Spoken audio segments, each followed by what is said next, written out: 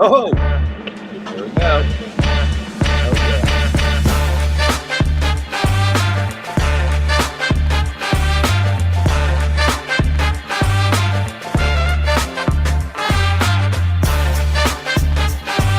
Woo!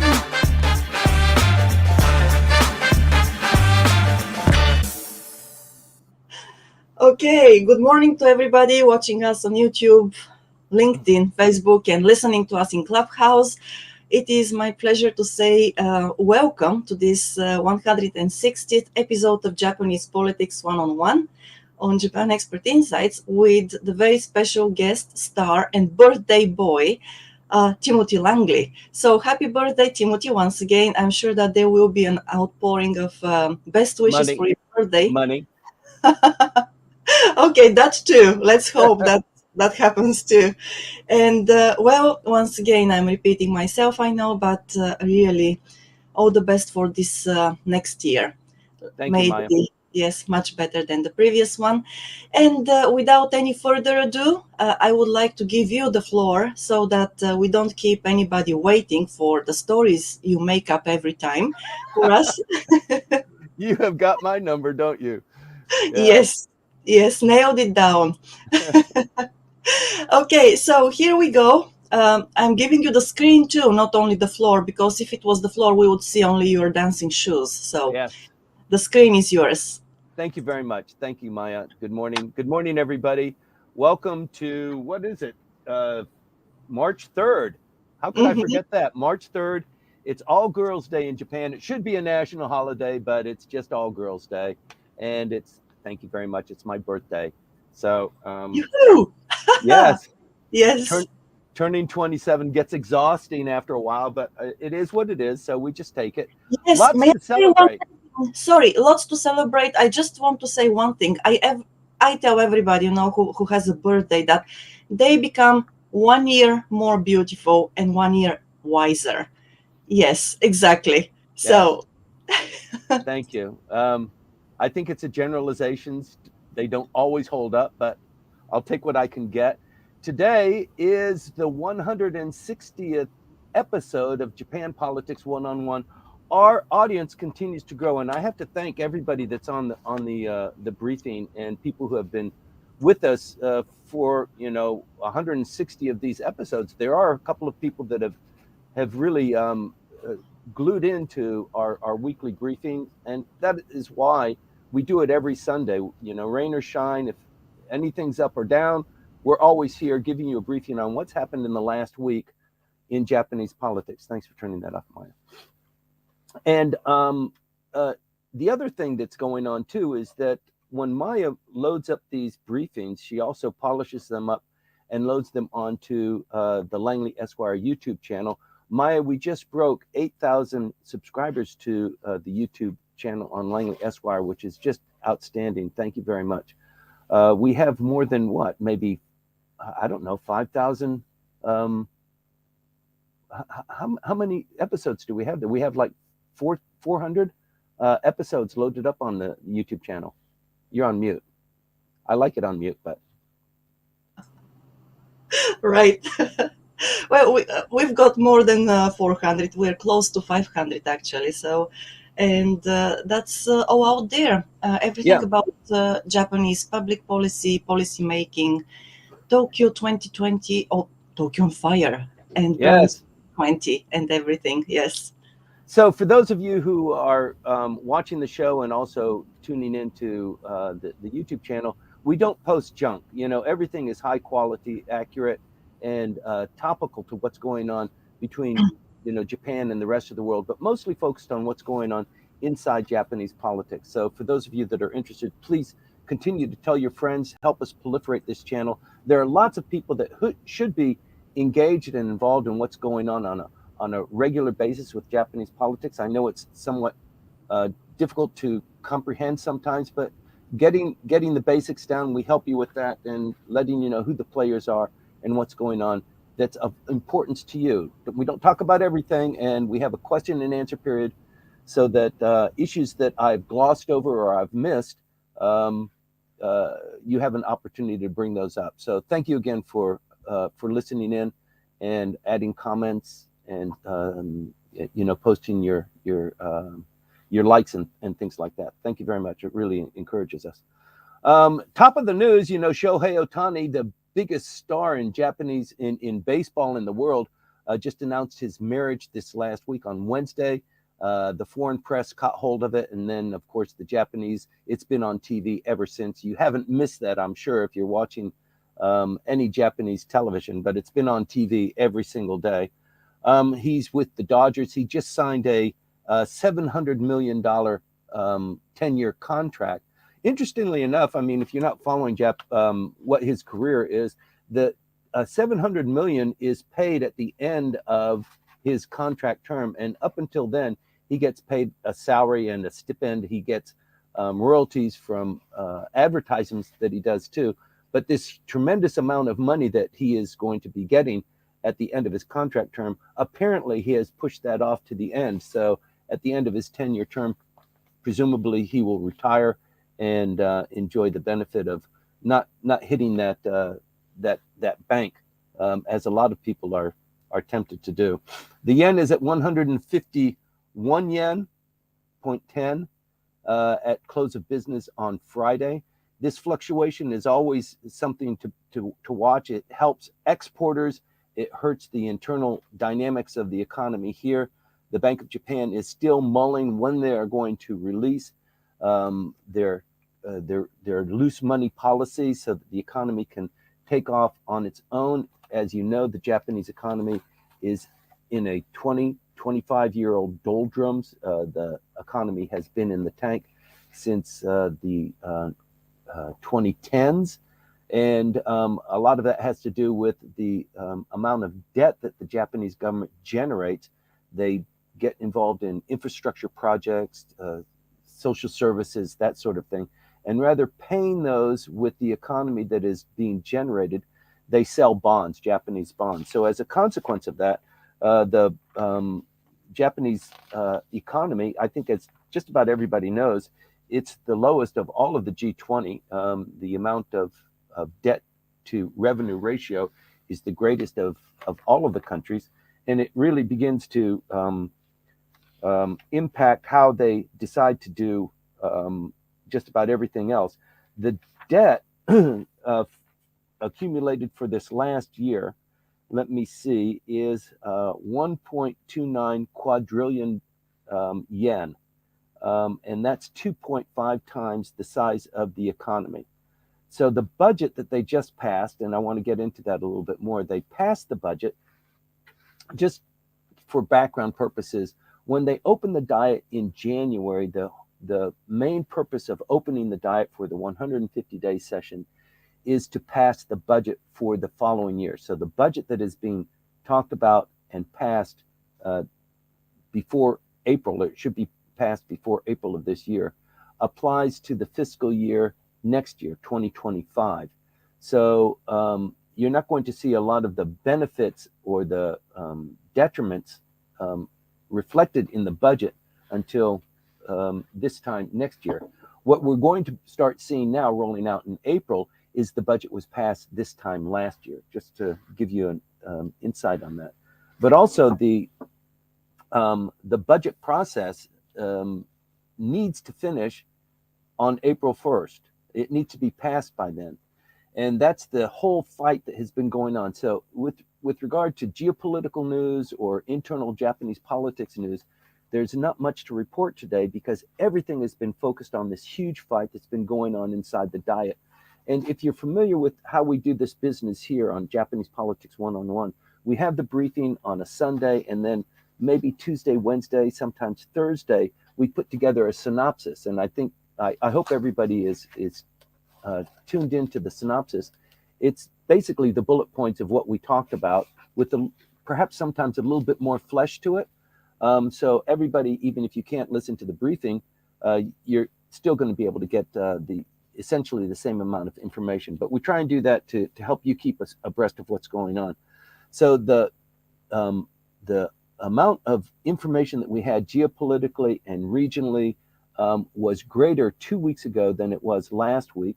Last week was a 4-day work week. You might remember that the emperor's birthday was on Friday.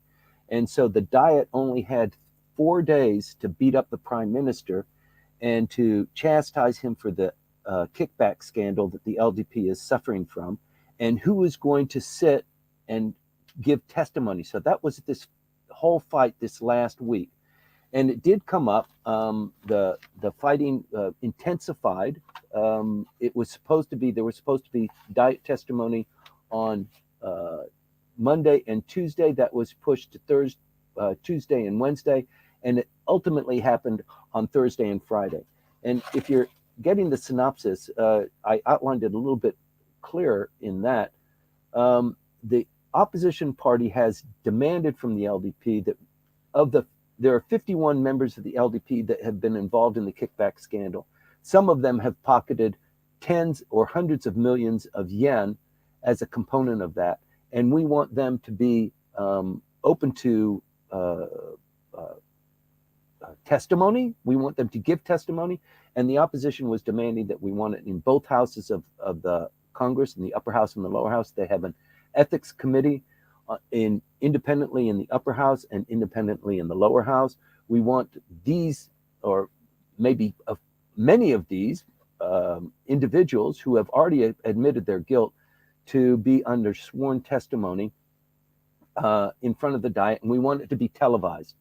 And these demands, very few of them were actually met. And the reason for that is because the opposition party, though they band together, the LDP and the Komeito coalition holds more than 51% of the vote in the lower house and more than 51% of the votes in the upper house. And as a consequence of that, the LDP or Komeito, as a consolation prize, the LDP will grant Komeito a committee chair or something like that. But all of the important committees within the Diet are headed by somebody within the LDP, and that includes the ethics committee. So the ethics committee agreed to meet and hold their hearings on this last week in the upper house and the lower house. And ultimately, through negotiations and a lot of haggling, there was a joint session. Typically, the upper house has fewer members and is less kind of rock and roll than the lower house. The lower house has more members, and everybody's fighting for prominence to be the person who asks the zingers and gets the prime minister to say something. But this fight was going on, and it's very serious. And the hostage that was being held by the opposition party was the budget that needs to be passed this last week. The final deadline was Friday. If they worked on a Saturday, it might be the Saturday. But if it's not passed by Saturday, then it doesn't have 30 days to sit in the upper house. And by law, it must sit in the upper house for 30 days so that the upper house can pass the budget too. If the upper house does not pass the budget that was proposed by the lower house, and they decline to accept it, or they accept it with reservations, the lower house is allowed to accept the budget in spite of what the upper house says. So when people talk about the power of the upper house and the lower house in Japanese politics, the upper house has a certain base of power, but it does not overcome the power that is held by the lower house. The power that's held by the upper house is they have 6-year terms. There are 250 odd members of the upper house. Half of them go for election every 3 years. So there's a stability there. But the larger number, 750 plus members of the lower house, really control how things are done and how votes are cast.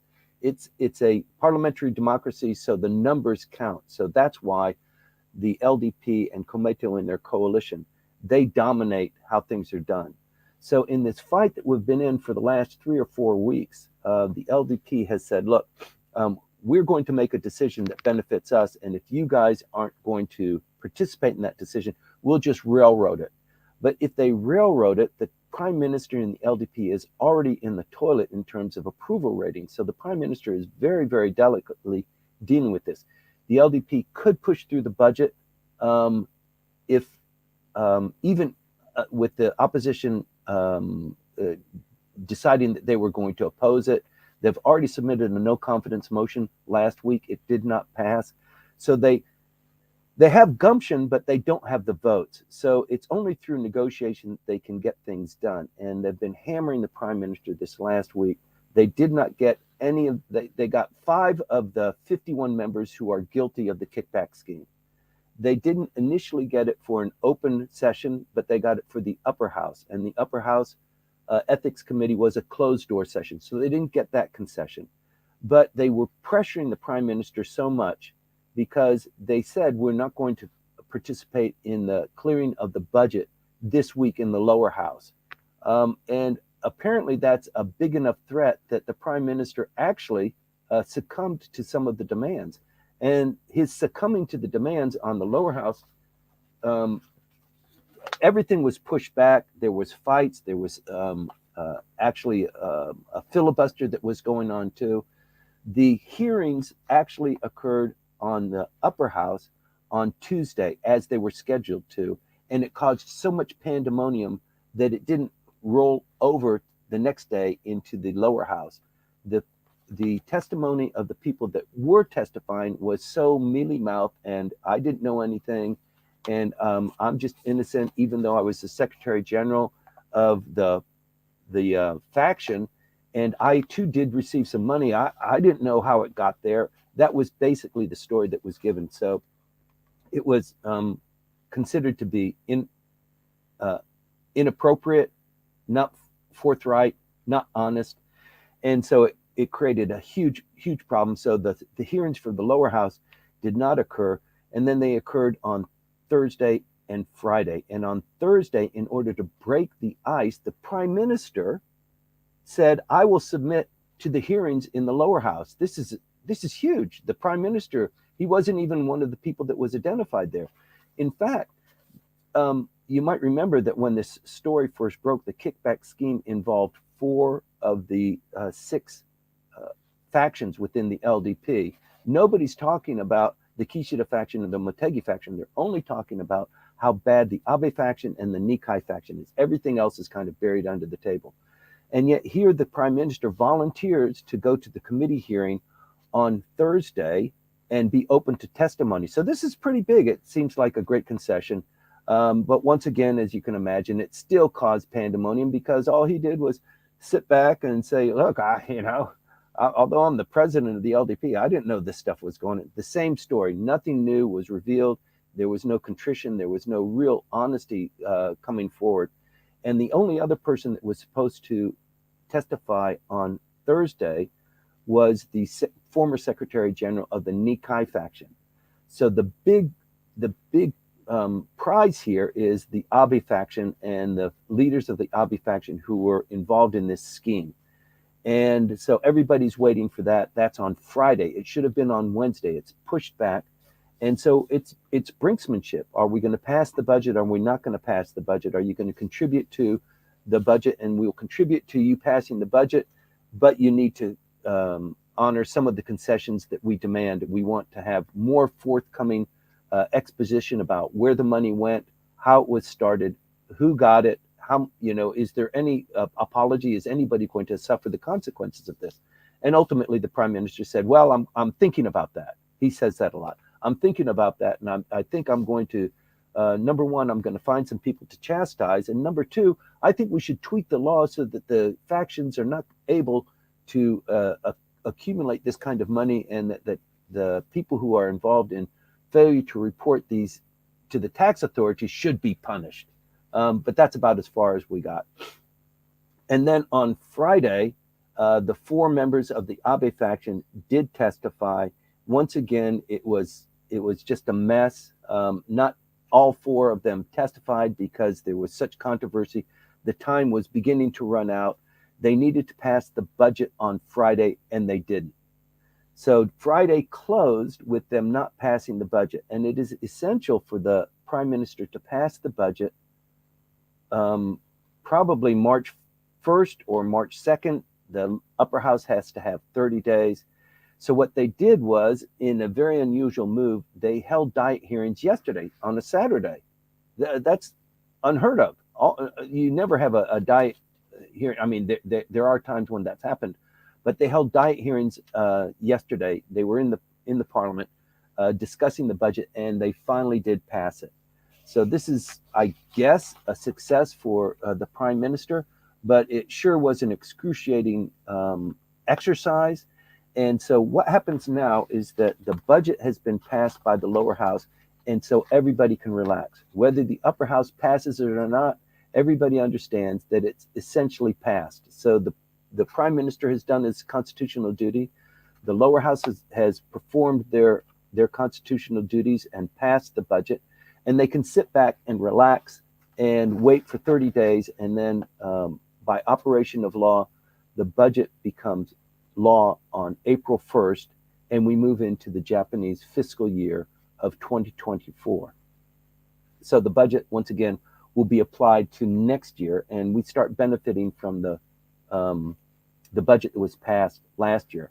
Important among the points of the budget that was passed last year, Mr. Kishida put in a stipend for tax relief and residential relief for voters, so that understanding that his term of office is ending at the end of September, to have people in a better mood to potentially reelect him as prime minister, or to have a more stable life, at least for the last couple of months of the term, enhances his chances. We have other things going on too that could potentially complicate or enhance his likelihood of succeeding himself, but it just doesn't look good, and there are very few tools that the prime minister has. As I identified in the synopsis from last week, when a prime minister is in this kind of situation, there's only a couple of tools that he has in his box of tricks. One of those is to spend more money. Another one is to identify a culprit and then blame them and then throw them under the bus and hope that most of the muck sticks to them, and then they move forward, somehow bearing the scandal or the issue with some sort of a deflection or something else, or to travel overseas. And as we've seen in the last, 3 months, the prime minister has been pursuing each of those options, sometimes quietly, sometimes really obviously. One of the issues that came up over the last couple of days, you might remember that we've got Super Tuesday in the United States. So the fact that former President Trump, his possibility of becoming president once again is enhanced, and that detail becomes revealed this month in March. The campaign for him to be nominated for running as the Republican candidate, it's almost a given. And the possibility that Donald Trump will be president of the United States, it's better than 50-50 at this point in time. There's a lot more to be said about that. There's a lot of controversy. There's a lot of people who will criticize me for actually saying that he should be in jail, that we shouldn't even have him running as a candidate. There's a lot going on, but the reality is that it's going to run its course. And people in Japan are a little bit nervous, a little bit fickle about that. So what's going on in the United States has repercussions here in Japan. In any event, the prime minister had decided that he was going to visit South Korea on the 20th of this month. Today's the 3rd. In just 2 weeks, he would be leaving for South Korea. He's canceled that. And the reason why that's critically important is because President Yoon only became president by the skin of his teeth 3 years ago. He's up for re-election now, and there's a lot going on in his world. And I don't know, from my perspective, it would have been a boost to him for a state visit from Mr. Kishida just prior to his election. His election is on April 10th, the same day that Biden and Kishida are to have a state visit in Washington, D.C. So the fact that the prime minister was visiting South Korea, 2-3 weeks before the election, I guess the calculus there is Japan-South Korea relations are not that great, and to have the prime minister visit is a little bit tweaking of the nose. I don't know the dynamic that well. To me, I would have thought it would have been a good boost to the current president of South Korea. He's not going to do it for whatever reason. It could be because of Mr. Kishida's situation. But in any event, within the next month, the prime minister is going to be traveling to Washington, D.C. for a state visit. that he is going to speak to a joint session of the Congress, so that's a big deal. Not every state visit involves that. And also, the news has come out that he is likely to have another trip to a South American country on that leg going to the United States. I don't know which country that would be. I suspect it might be Brazil. Japan Brazil relations are really on a roll. There's a lot going on between the two countries that doesn't always hit the news, but the relationship between Japan and Brazil is really sparking to life, and there's a lot going on there. So it could be that. I don't know. I'll report on it as the news becomes more clear. But that's the story with the prime minister and the prime minister's testimony. With the budget now passed, things are going to change. The tenor and the topics being handled by the prime minister, by his cabinet, by the upper house and the lower house, moving into next week is going to be significantly different. They've got the budget passed. That's what they're supposed to do in the 150 days. We're only 2 months into the session. There are another almost 4 months left in the diet session. Lots can happen there. So it'll be politics and a lot going on to prepare the prime minister for his state visit. As you'll recall, there is a by-election on April 28th. The prime minister goes to Washington, D.C. He has a state visit on the 10th. If he visits another nation on a state visit or maybe even just a flyby, that means he will be out of the country until April 15th or 16th. And the election campaign must start on the 16th for the by-election on the 28th. So that's the amount of time that is required for elections in the lower house. The prime minister has been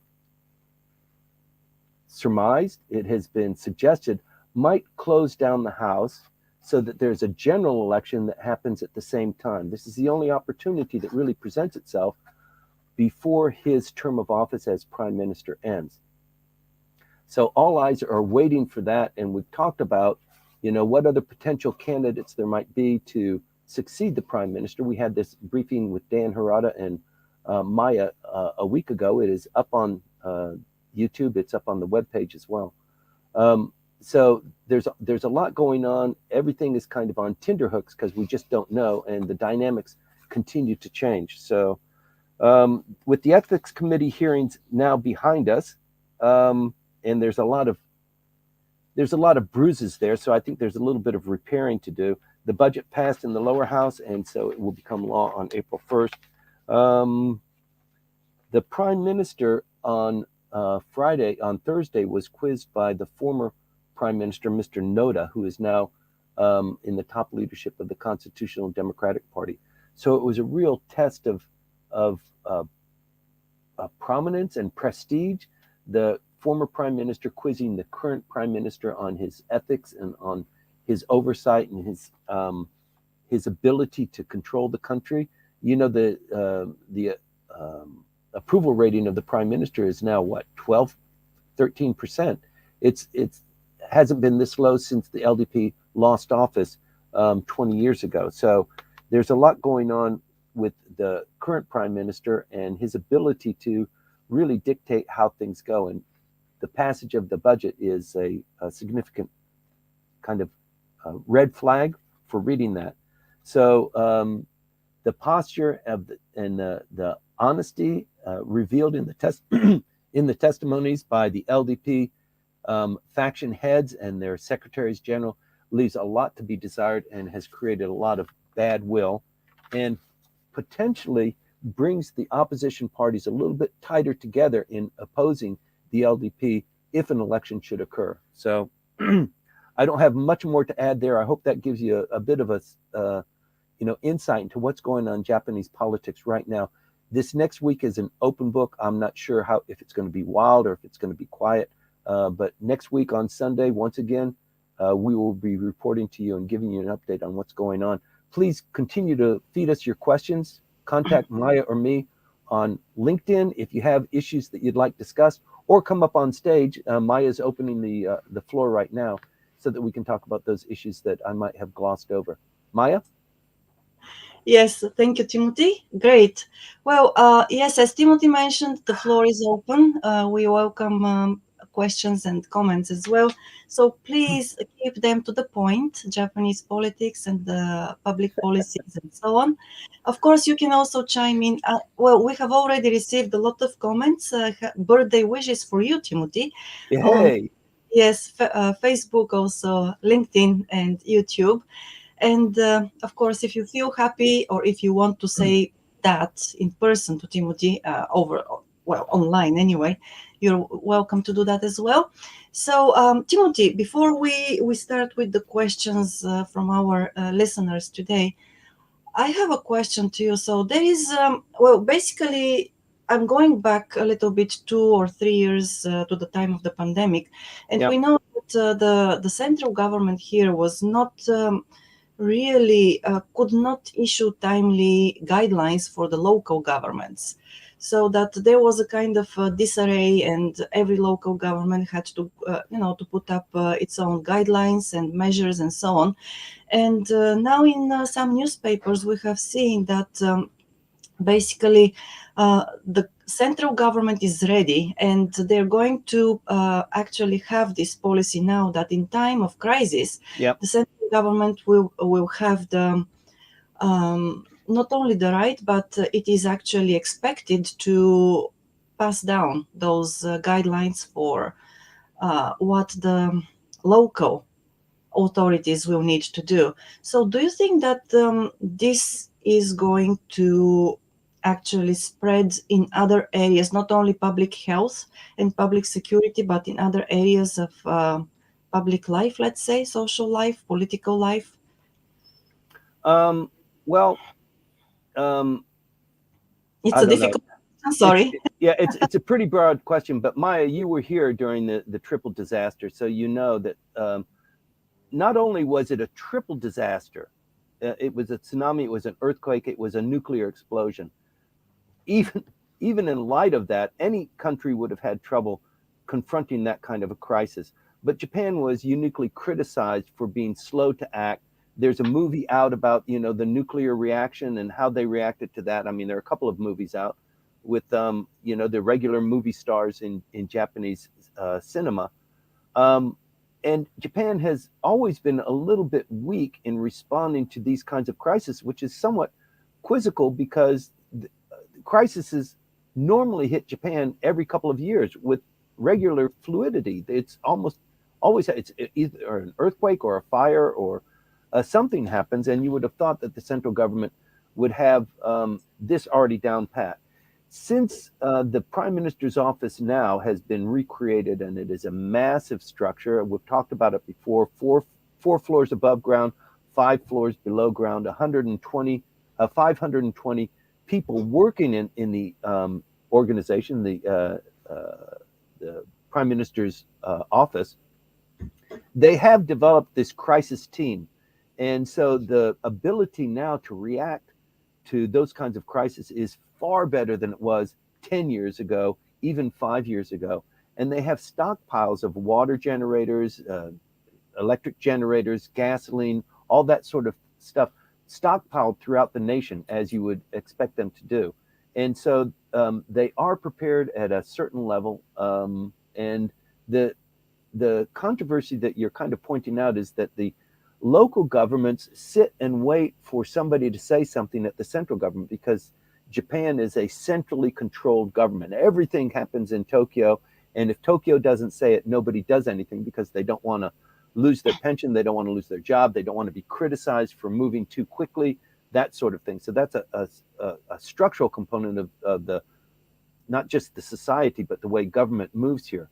So I think that that is going to be moving much more quickly. And that's also one of the reasons why the prime minister, not this prime minister, the earlier prime minister, Mr. Suga, set up the digital agency. The digital agency is supposed to centralize communications between the central government, particularly the prime minister's office, and the various ministries. And concurrent with that, the ministries are supposed to set up their communications with the local communities in a kind of a two-step process. And it takes time. There was a report just in the press 2 days ago that one of the reasons why the Japanese kids are not coming up to speed on technical prowess and understanding how digitization works is because the people who are teaching them, the teachers, they don't know either. They're still working on a chalkboard, and they might have a computer that has a mouse on it, but being in front of the curve and helping teach these people, it's a huge problem. It's a huge problem, even though TSMC is moving their manufacturing. They've doubled their manufacturing here. We've got Rapidus up in Hokkaido. The number of people qualified, Japanese people qualified to handle those kinds of technical skills is very, very limited. So a lot of countries or companies that are trying to come into Japan, the dearth of people with highly technical skills is very, very small. And at one time they were being sucked up by government, but now since the commercial enterprises pay more, they offer a better salary and a better bonus structure. The central government is not getting those kinds of technicians and not developing them very quickly internally as well. So it's a very big issue. But with regard to crisis, I think the Japanese government is well aware of the criticism and has pulled together the resources even within the Prime Minister's office. Yes, because we have heard this similar discussion for quite not a couple of times, several times in the past, and eventually it seems that things are moving forward. But also, it looks to me It takes a crisis to tell, right? And yes. and in the Noda Peninsula earthquake, the Prime Minister was on TV very quickly. Within 24 hours, he was on TV. The Chief Cabinet Secretary was giving press reports twice a day on what was going on there. And then the Prime Minister visited. I think within 2 days, he was in Noda, the Noda Peninsula. So yeah, it takes a crisis to really tell. But even now. Noto is really, the Noto Peninsula is really suffering still. The 2 month anniversary was just yesterday. It was, yes. And we're also getting closer to the anniversary of March 11th. So it's going to be in 10 days, right? Mm-hmm. Or less than that, actually. And I was thinking, everybody's actually very excited nowadays about, let's say, technological developments and startups and, prepping the economy and getting it back on its feet. And somehow we seem to have forgotten that in order for the economy to be running well, of course, the startups and banking system and everything should be okay. But the very basic thing for that is energy. And we know also that the Japanese government is now working on, including a bigger volume of nuclear energy into the energy mix of the country. But are there any new policies about that? Because there were some conversations about new technologies in the nuclear industry as well. But it seems that everybody has forgotten about it. There is Yeah. nothing in the news, right? So I wonder whether there are some talks about this within, the relevant commissions in the diet and so on. I'm not following that release of other licenses for nuclear power generation. There are a lot of nuclear power plants that have been mothballed or that are being retrofitted. They come online every once in a while. But even just this recent release, there's starting another release from Fukushima of the tainted water that will be released into the Pacific. Even that, it received some news, but not a lot of fanfare. So it's kind of old news. But yes, before the triple disaster of March 11th, how many years ago was that? 12, 15 years ago? Already 13 years ago. 13 years ago. Yes. The nuclear power provided about 20% of Japan's energy mix. And now it went down to around 5%. So it's creeping up, but they do need it. But I'm not following that news. Maybe somebody that's in the briefing can give us a better insight. But if there's interest in it, I can look into it and find some really relevant, newsworthy information for you. It's just not one of those things that's hit my radar this last week. Okay, so maybe we can do that because there is a lot going on there, I believe, with the renewables and also carbon points, the credits and everything. But yeah, let's talk about it in the coming sessions. Also, last week, actually, we got a comment on the okay, on YouTube. And it is a comment about PM Kishida, Mr. Kishida. So Nicholas, he wrote, it looks like Kishida-san is not the smartest political operator and has this inability to play the long game. So he seems to have no strategy about how events could play out and how to anticipate possible reactions and problems and head them off before they become major issues. So, in your opinion, Timothy, who are the smarter political operators in the current LDP? Oh, there are a couple of them that, of course, they're going to gravitate towards the prime minister's office. They're going to be like moths drawn to that power base. There's one very controversial individual, Seiji Kihara, who is a very close confidant. He is a really clever person. There's the individual who became the president of the Japan Communist Party, a female who is really hot. She is really very clever. You've got in the Constitutional Democratic Party, you've got um, a couple of individuals there who are fighting to assert more of a dominant voice among the opposition parties. They are making inroads there. You've got Mr. Baba, who is the leader of Ishin, who is also crafting a strategy, a very clever strategy that I think will gain great traction for that political party. I think in a couple of elections, you're going to see them as a dominant opposition party. But within the LDP, yes, there are some very, very good, very clever individuals. It's just that the prime minister doesn't always listen to them. In fact, sometimes he just makes decisions on the fly and doesn't tell anybody until he's in front of the microphone. That's happened when he decided to dismiss all of the factions. He did that without really even I think the news reports are that he didn't confer with Mr. Aso, his deputy prime minister, and he just kind of made that decision. I'm sure they've had decisions with it. There was a controversy. They didn't agree to it, and the prime minister just decided, well, screw it. You're not going to agree with me. I'm going to do it. I have to do it because of these considerations. And so he just made the decision, and uh, now he has a frenemy in the deputy prime minister, and he can't get rid of him, and he's in the cabinet as well. So, um, with regard to the prime minister, if we looked at Shinzo Abe at the same time that the prime minister, so the prime minister is now the 10th longest surviving prime minister at this point in time. He's surpassed Kakue Tanaka at this point in time. At the same point in time of Mr. Abe in his tenure, people were criticizing him up and down and left and right, and he was just terrible and he was full of scandals.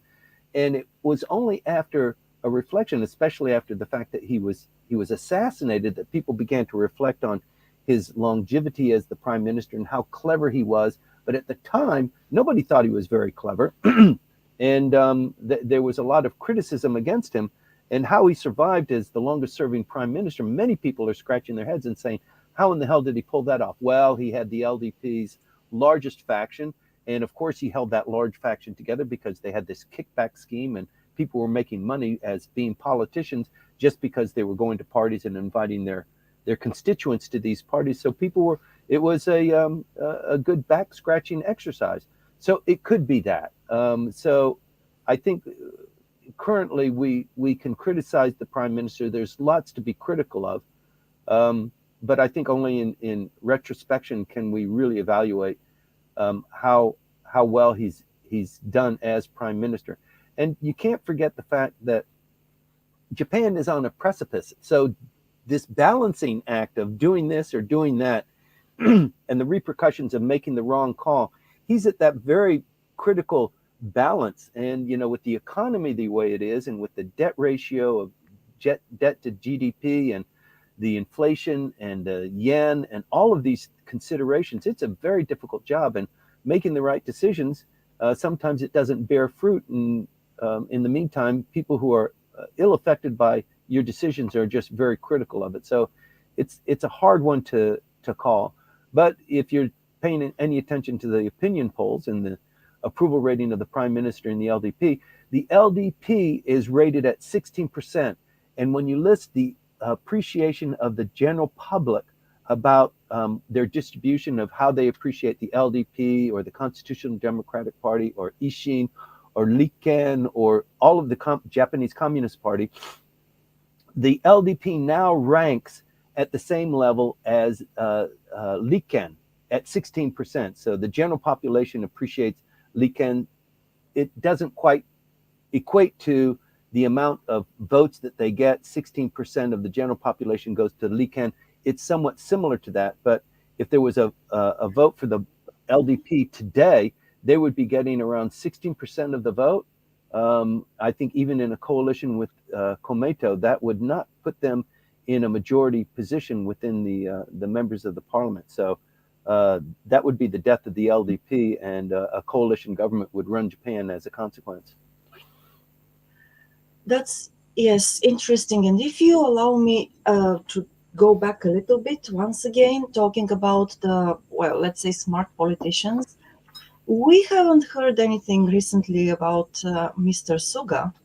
And right, so I think that many people have been watching and waiting for him to resurface again, but he hasn't formed a faction, even though I'm sure that he had, He won't. He won't do that. He won't do that. Okay, and what are the motives, the possible motives behind his not forming a faction? Because we know that, of course, the factions now are in hot waters and they are disbanding and so on and so on. But the thing is that they will continue to exist in different forms, or maybe Right. under different names, right? So what is going on there? I always wonder, because it's like, okay, so next Mr. Suga is coming up, maybe, and every time we think so, he just keeps quiet and does nothing. Okay, I think now, hearing your second follow-up question, that you were hoping that maybe I was going to say Mr. Suga is one of the brains and he's one of these maybe, but yes, he is popular. He has his own group of members in the parliament that really ascribe to his philosophy and his personality. But if you see him in public and if you watch him in action, he appears to be frail and not very energetic, and it would be hard to kind of see that he would be a good prime ministerial material, because there are other people that are far more dynamic than him. And probably from his perspective, it would be better, just like Mr. Aso, to be a kingmaker rather than to be the king, because the king gets all the bullets. If you're the kingmaker, you have a wall of discretion that you can hide behind, and the king is hitting all the bullets. And this is one of the reasons why we had this briefing on the next prime minister being female, because Taro Aso is not going to be a member of the parliament in the next election. I think he's probably reached his limit. He doesn't want to succeed himself. Probably his son will succeed him. Excuse me. And he will retire from politics, even though he's dynamic. He doesn't appear to be his age at all. But I think he's already said he's not going to run again. And so he's not going to be prime minister. And even if he was, I think it would be hard for him to become prime minister. The better bet for him is to select who the next prime minister will be. And it's likely that he will select a woman as the candidate. And with the complete confusion within the political factions right now, Mr. Aso probably holds the pole position. If he says, this is the candidate I'm going to support, that individual is highly likely to become prime minister. So he gets to make that call, even though there are other competing forces there. With Mr. Suga, I think he's more of a coalition builder. He won't form a faction. That's one of his claims to fame. I've never been a faction member. I'm not a leader of a faction, even though I became prime minister. And I don't intend to form a faction. And being in a faction is not the flavor of the month now, as we all know. So the next prime minister is likely to be either an independent who is running um, outside of the faction politics, because with the faction, I mean, the reason why the factions worked so hard and the way that the reason they were successful is because based on the numbers of the faction, they could expect to receive 1 or 2 or 3 seats in the cabinet. And once you're in the cabinet, now all of a sudden things begin to happen for you politically and career wise. So this next election for prime minister is going to be a very big deal. It's not going to be like any of the elections that we've had post-war. So it's something to greatly look forward to. But Mr. Suga is, I don't think he's one of the contenders. He's not, he's might be considered one of the brains behind it because he collects the people around him who are really brilliant and geniuses in Japanese politics. And there are quite a few of them. They're generally somewhat quiet. They're not in the limelight as you would expect. Even in Japanese companies, you don't see these superstars really shining so much. But yeah, there's quite a few of them that probably aspire to be prime minister, but they're waiting for somebody to say, "Why don't you become prime minister?" rather than saying, "I'd like to be prime minister." It doesn't happen that way. Okay, thank you for that the answer. So yes, um, we have a question actually, and it is on a different topic on LinkedIn, and it is from Rumiko. I will read it out to you. Well, may I have your view on parental kidnapping issues in Oh Japan? gosh. Since my children are kidnapped, and I have been suffering I have been suffering a serious damage Yep. for a while. Yes. So any developments there? Because a couple of months ago, there was actually news that the Japanese government is considering changing the Yep. legislation and giving double the word Dual doesn't dual, dual yes, dual custody. custody. Yes. So Yeah. any developments there, Timothy? And of course, once again, the kidnapping issue is probably overlapping there, but not only. There are quite a few things as well. So, parental kidnapping used to be a very hot button for me. I used to be very much involved in assisting and helping people whose children had been kidnapped.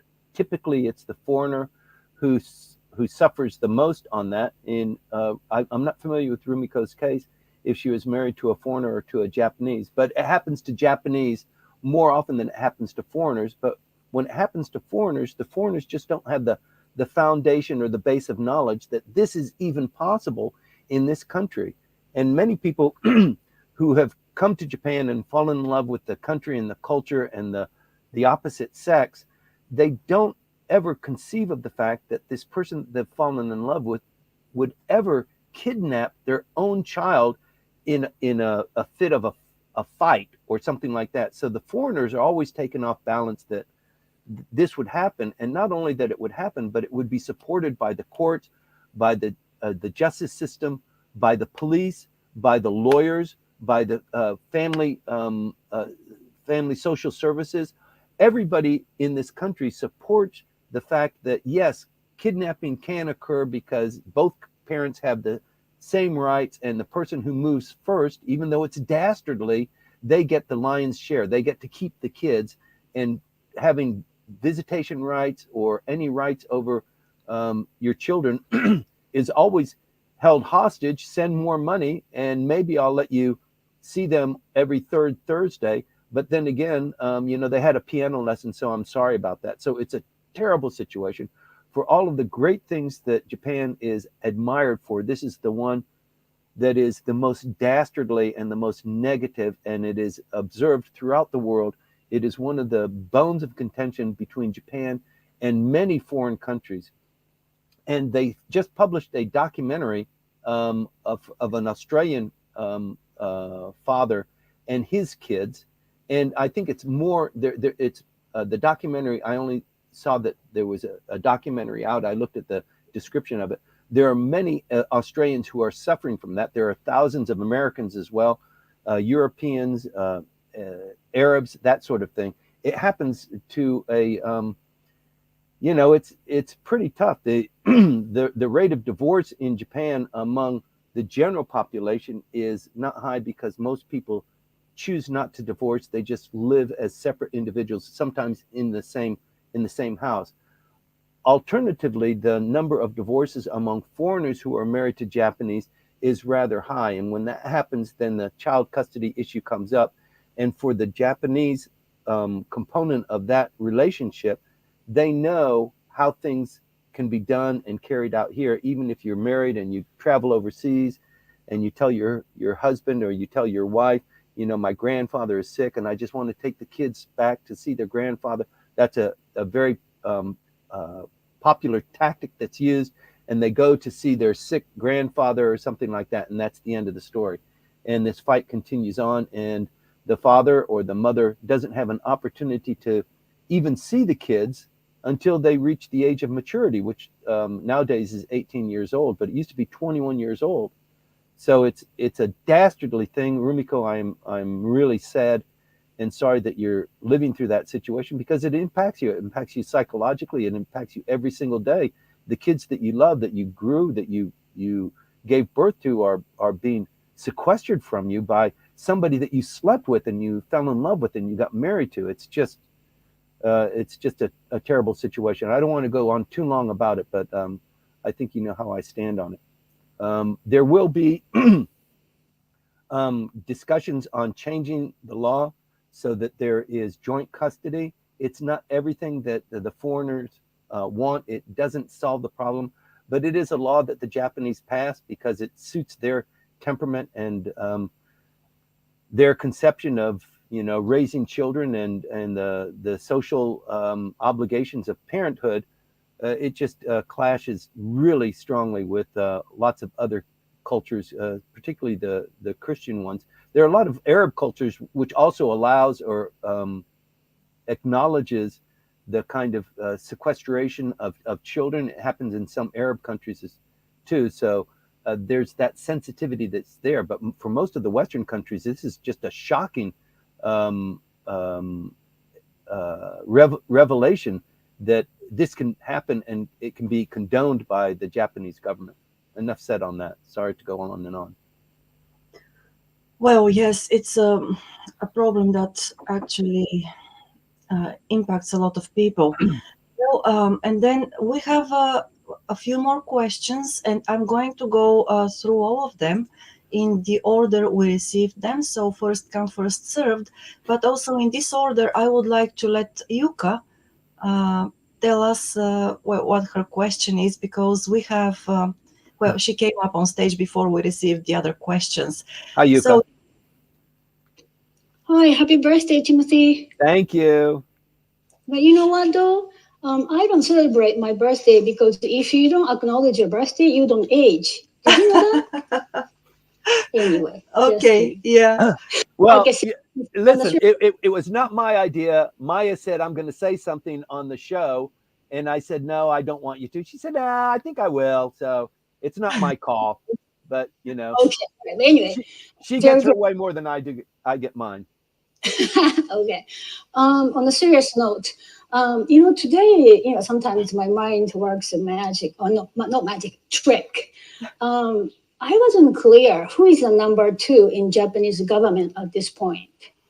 So I thought, we talked about Mr. Motegi or Mr. Aso, and so I asked ChatGPT, who is the number two in the Japanese government at this moment? And then the response was, that's a very tricky question. And it's a very nuanced situation because Japanese politics at this moment doesn't have vice prime minister, because prime minister is appointed by the prime minister who have chosen not have the vice. There's a vice chairman, no vice prime minister. And then my question is that true?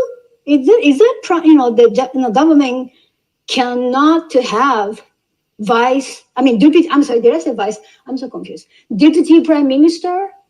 There is a deputy prime minister. Why? You just said that, right? Mr. Aso is a deputy prime minister. That's right. So ChatGPT was wrong? Oh God. Okay. See, that's that's proof that you can always trust what ChatGPT says. Yeah. Okay. I'm sorry. I didn't. There's two things I didn't catch, Rumiko. I'm sorry, Yuka. The first one you said it was it's a racist question or something like that. What did you say? No, it's a nuanced, nuanced Okay. question. And the second thing I didn't understand was, so you mean that was a lie or that source was a lie? Who told I you? because ChatGPT wasn't Chat. right. Well, you ChatGPT you're answer. I wasn't accusing. No, I wasn't accusing you. Oh God, no! I will never accuse you of anything. Okay. But no. So Like, ChatGPT was wrong, right? We okay. have vice prime minister. I mean No, deputy prime minister. you have a deputy prime minister. So let me explain that.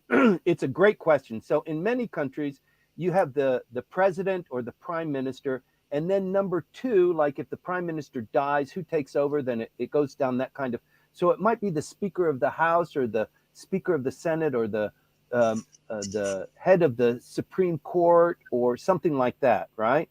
In in Japanese politics, it is a parliamentary democracy.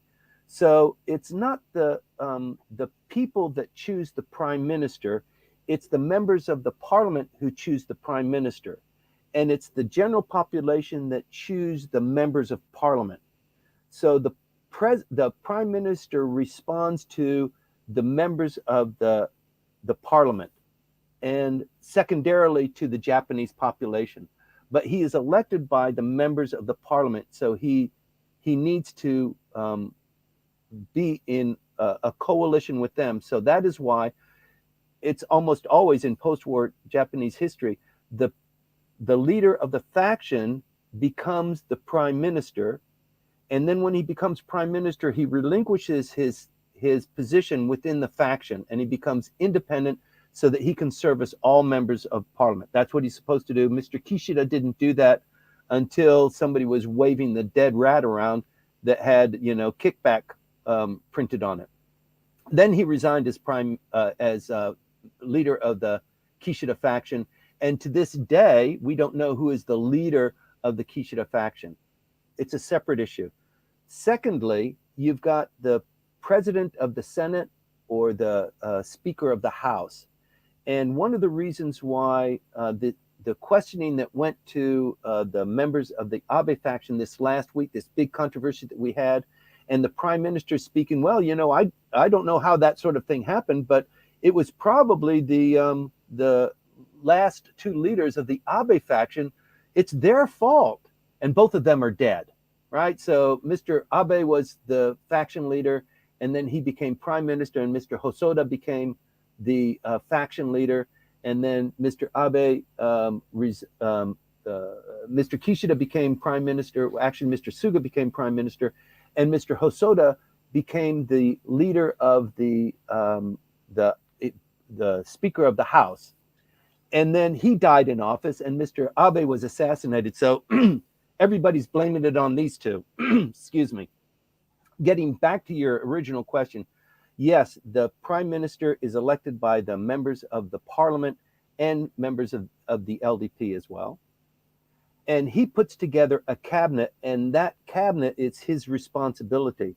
So that's why we always say we like the prime minister, but we don't like the cabinet. So there's two qualifications that these polls always come to, and that's because it's a parliamentary democracy.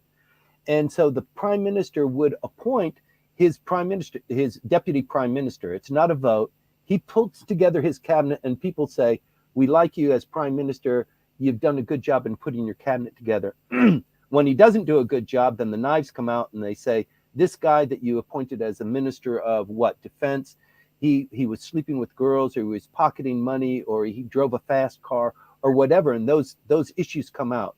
But when all is in balance and he satisfies everybody, then it's relatively quiet. It doesn't mean that if something happened to the prime minister, that the deputy prime minister would step into his shoes. It seems logical that would happen, but in terms of power base, it's probably the prime minister, the chief cabinet secretary, the secretary general of the LDP, and then it becomes a little bit more diffuse. It's probably maybe the foreign minister or the finance minister who is in that kind of pecking order. The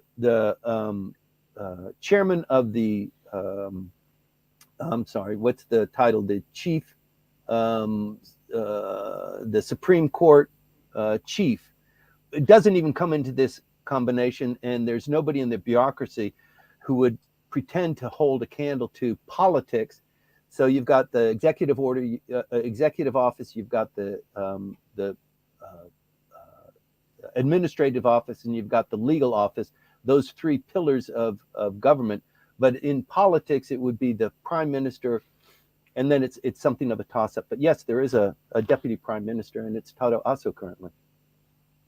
So he is like it's not clear though. I said who is sort of clear official number two then? Mr. Yeah, Aso? it's not clear. You could say it's Mr. Aso. If you ask Mr. Aso, he would say it's me, of course. Okay. But he's been deputy prime minister throughout the entire span. He's been deputy prime minister under Mr. Abe, under Mr. Suga, under Mr. Kishida. Okay, so for record, ChatGPT said Japan doesn't have deputy prime minister since October 2021. So, okay. Okay, anyway. but yes, Yuka, we also have to remember that the open chat GTP is trained on data, which is, I think, up until 2022 or something, or even earlier than that. So maybe it does not have actually the latest information to give you the right answer. But I don't know. We have some comments in Clubhouse by Christopher, and maybe Christopher is even more or better acquainted with this issue than I am. Anyway, so okay, thank you. And Thank you. Yuka. Yes, so we have one question from Camilo here on LinkedIn. So he says the US side will soon formally inform the Japanese government of its decision to invite Kishida to deliver a congressional speech. Any thoughts on what he might or should say? Okay, I thought that invitation already went out and was received. Camilo, since you've worked in the White House, you probably have better insight there. I thought that it was already on schedule that he was going to do that, which is a big deal. And well, first of all, for Kishida, it's going to be a speech that he gives in English. He will be very affable. He'll talk about the U.S.-Japan relationship, about what Japan is doing with regard to protecting the region and coalescing the forces, especially with the Pacific Island nations. That is growing into a very huge issue. The Pacific Island Nations Coalition as a standard against potential kinetic action of the Chinese towards Taiwan.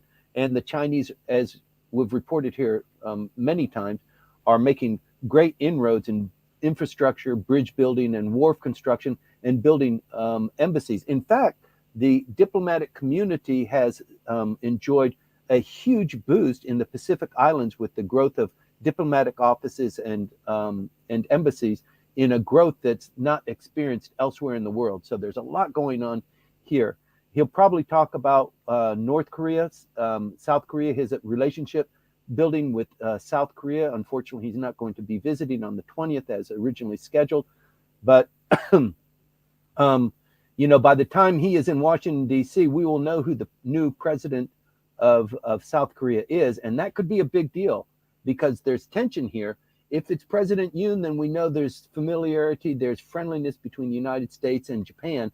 And if it's not, then we go back to this animosity that existed before. So there's a lot going on there. But I think he will do a great job.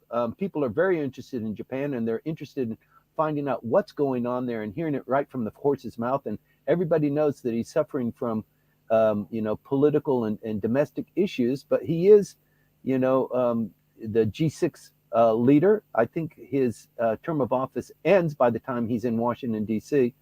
But, Japan is a critical component of U.S. geopolitics, and I think he will receive a very warm reception. And not only that, but Camilo, as you know better than most people, the entire tidal basin will be in full bloom at that time, maybe just a couple of days past full bloom of, I don't know, 500 cherry trees that were donated by the Emperor of Japan in acknowledgement of the relationship between the United States and Japan.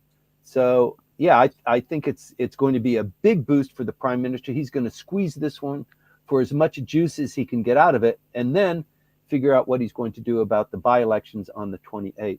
Great question, but yeah, I didn't know that it's still open to question, Camilo. Yes, Camilo mentioned that formally it will be submitted, and sent to the the formal, what's that? Sorry, Japanese government. Okay, apologies for this blip. Anyway, so we have also another question in Clubhouse from Mikio. Mikio, thank you very much for listening and for the question as well. Timothy, the question is, speaking of 16%, this is the approval rating, is there a scenario in which the LDP is voted out? And if yes, how would the opposition government look like in terms of economic foreign policy? Hi, Mikio. Thank you very much for the question. So, former Prime Minister Modi had even a lower approval rating. I think his was at 9% or 10%. He was just horrible, and he's still in the atmosphere. He is no longer a member of Parliament, but he still continues to hold sway. He was, as you might know, the leader of the Abe faction before it became the Abe faction. Actually, 2 or 3 administrations before it was the Abe faction. And many people say that because of him, this kickback scandal started, and that resonates with me because I know a little bit about his personality and his package. But no, the prime ministers and even the LDP's appreciation among the general population does not trigger a closing of the House. The only way the closing of the House can be triggered is either through a no confidence motion or by the Prime Minister taking it on his own volition to close down the House. He's only going to do that if he feels there's a burst of energy and wind of appreciation, which, going from 12% to maybe 15% might help him, but I don't think that's cause for calling for an election. This is what he's hoping for in his visit to Washington, D.C., by the way. And the other way is that the opposition and people in his party, too, are so sick of him that they have a no confidence motion. The no confidence motion would be initiated by one of the opposition parties, but for it to succeed, since the LDP has a majority in the upper house and the lower house, there would have to be significant defections within the LDP to supplement the opposition party so that 50% of the voting members of Congress would say, this guy stinks, we want him out, we want to start all over again. So those are the only 2 options that would come up, or a death or illness, that sort of thing. Right. Okay. Thank you for the answer. And we have, comment from Camilo.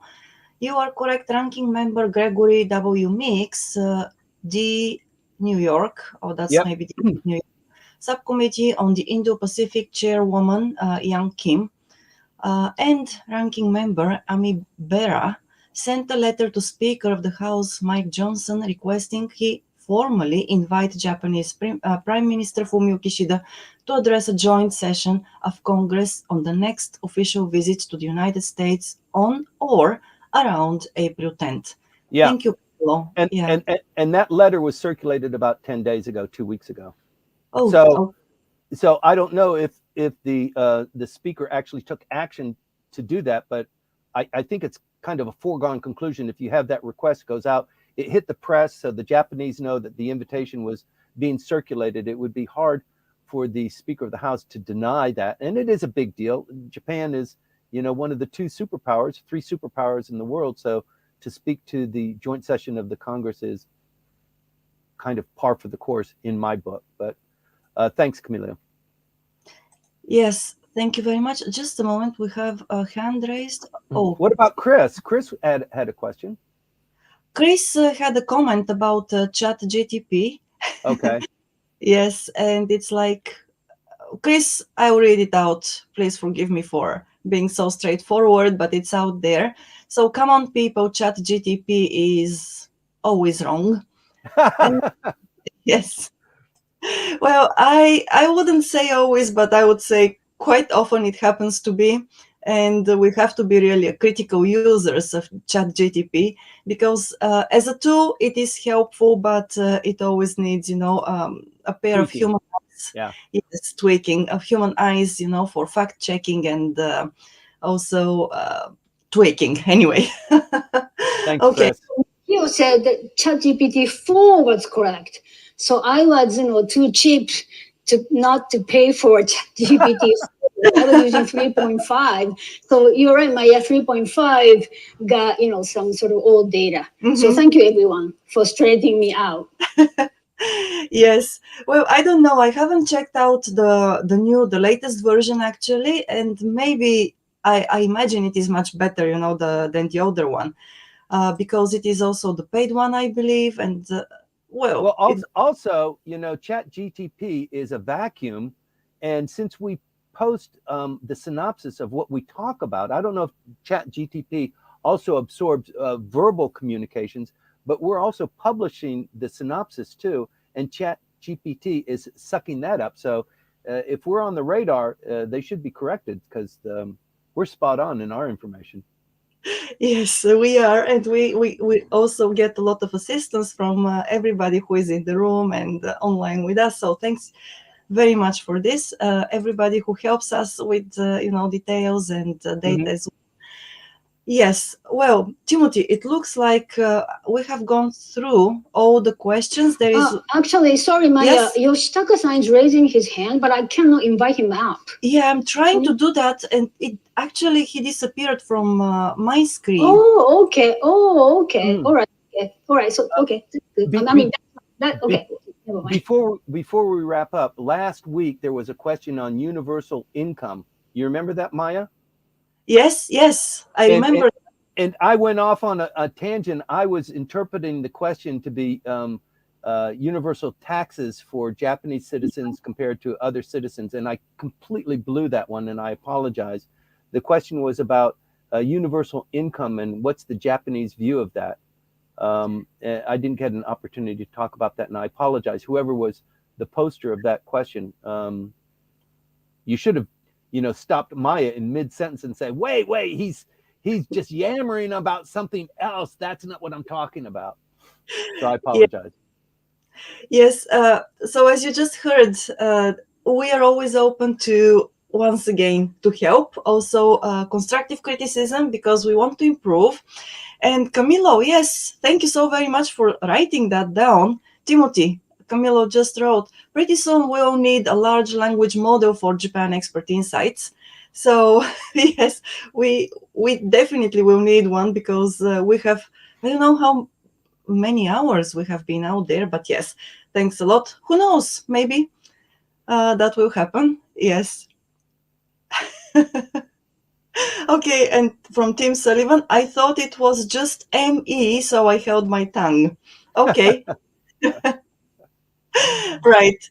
Okay, and yes, GPT is still confused. Well, quite often it is. And then, oh, Yoshitaka-san, yeah, that's fine. Thank you very much. Okay. Yes, no worries there. Well, with this, Timothy, it looks like once again that we have answered the questions, and probably I have read all the comments to you as well. If I haven't, I'll let you know later, and if we need to address some of them, we will do that next week on Sunday at the 8:20 once o'clock. To everybody who stayed with us and chimed in and said happy birthday to Timothy. Thank Thank you very you. much indeed. So we wish you a very nice Sunday.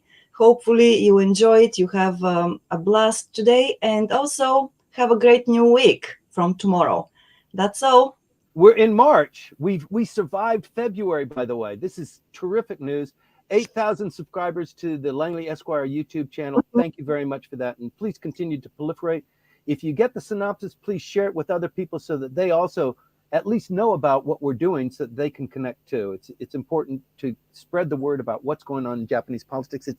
It's hard to understand. I know most of the people understand that getting involved in it and figuring out who's doing what, it does take a little bit of time, and hopefully we collapse that time frame so that you're more familiar with it, you're enjoying it more, you're following the people, and you're enjoying the discussions that we're having on what's going on with the Kishida administration and Mr. Mori and everything else that's involved in that. So thank you very much. Thanks, Maya.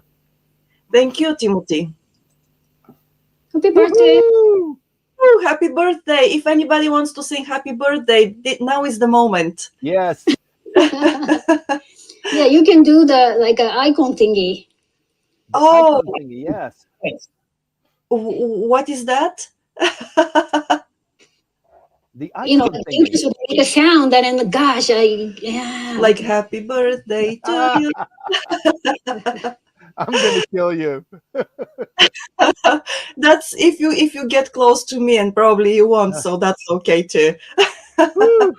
Okay, yeah. Thank you, Timothy, and thank you, Okay. everyone. Have a Thanks, great day. everybody. Thanks, Thank you. Maya.